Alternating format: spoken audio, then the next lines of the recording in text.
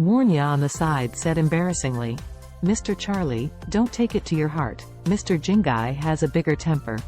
Charlie shook his head indifferently, and said to Warnya, "Let's go in." The guests entered the venue one by one, and the host was Fungi Bao, the owner of the Treasure Pavilion, and a few words of routine speech on the stage entered the auction. The auction officially begins. Due to the temporary cancellation of the last auction, this time there were more lots than last time, and the number of guests doubled. The first item that the two ladies of etiquette pushed onto the stage with a trolley was an antique copper incense burner, with white mist curling up and smelling fragrant. The auctioneer introduced, "This is the Song Backflow incense burner of the Thompson dynasty. It is one of the treasures given to the painter and calligraphy master Su Dongpo by the Emperor of Thompson dynasty. The 2 boxes of ambergris are used by the Thompson dynasty court and are not allowed to be used by the people. Moreover, the production method has been lost, and it is refreshing to hear, and it has a slight cheering effect." After speaking, he motioned to the lady of manners to light incense. A lady of etiquette carefully dug a handful of incense with a silver spoon to light it. A white smoke slowly dripping down the incense burner like a waterfall, and the pine cranes on the incense burner were vivid, and faintly flapping their wings. A faint scent floated up in the auction hall immediately, and the smell was refreshing, and everyone couldn't help but feel refreshed.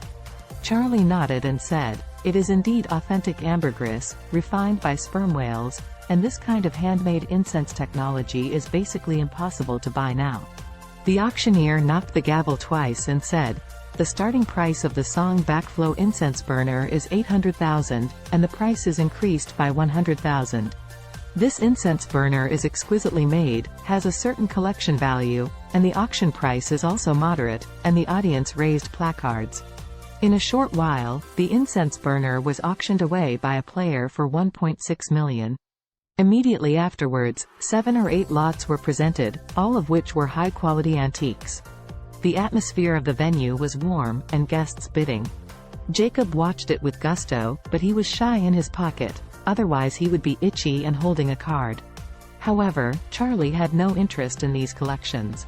Although these lots are precious, they are limited to collections, and they are of little value to him. At this moment, the hostess brought a white porcelain plate with a string of purple beads shining in the light. The auctioneer introduced, "The natural purple pearls of the East China Sea can only be picked out from 1,000 beads. The beads are round and uniform in size, which is a rare good product.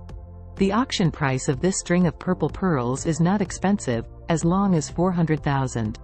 Charlie raised his head and immediately bid, 500,000. Jacob's eyelids twitched, and he quickly said, "What are you doing with this? The pearl necklace is worth tens of thousands.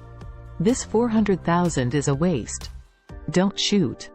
Charlie looked at the string of pearls, thinking of Claire in his heart, and said with a smile, "I think Claire is quite suitable for wearing it. Pearls calm the nerves. She has been under too much pressure recently and has poor sleep cycle." When he heard that he was buying for his daughter, Jacob closed his mouth knowingly what he wanted to say. The collection value of this necklace is not high, so no one bids.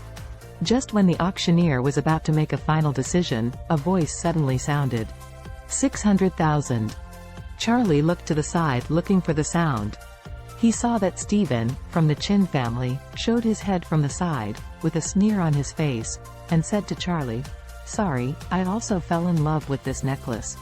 Charlie couldn't help frowning. Why is he here too? Isn't he forbidden by Chin Gang?